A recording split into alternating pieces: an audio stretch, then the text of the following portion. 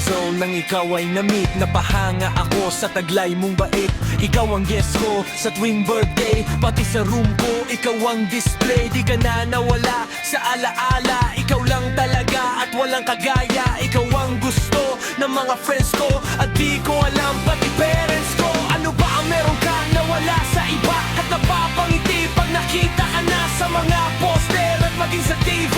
Inaabangan ng iyong movie. Bata pa ako noon nang maramdaman ko to. Ayoko ng iba, ikaw ang gusto ko. At sa aaminin ko, maniwala ka. Mas gusto kita kesa kay Darna.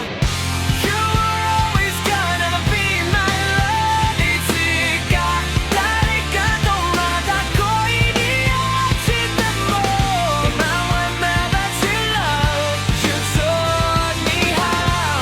You were always gonna be the one. Imawamada ka na sila. So, akala si uta-uta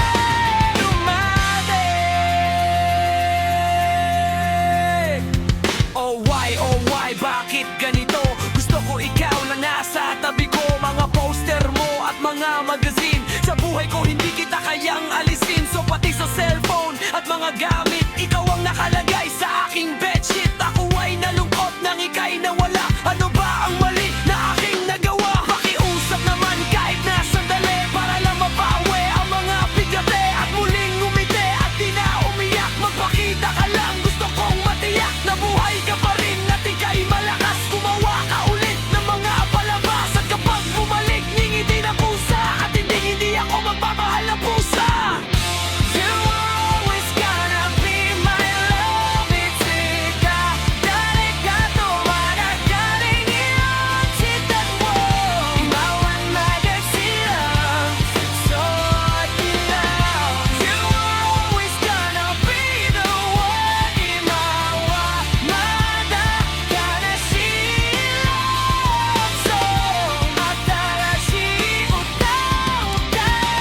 Lumipas ang mga taon na nanatili kang pangarap. Nais kong libutin ng mundo para ka lang mahanap. Sapagkat hindi sapat makita ka lang sa larawan. Gusto ko ay makasama ka. Handa ko nang iwanan ng lahat ng kayamanan. Pati GF ko. Sabihin mo magkano ba ang TF mo. At aking ibibigay, tanggapin mo lang ako.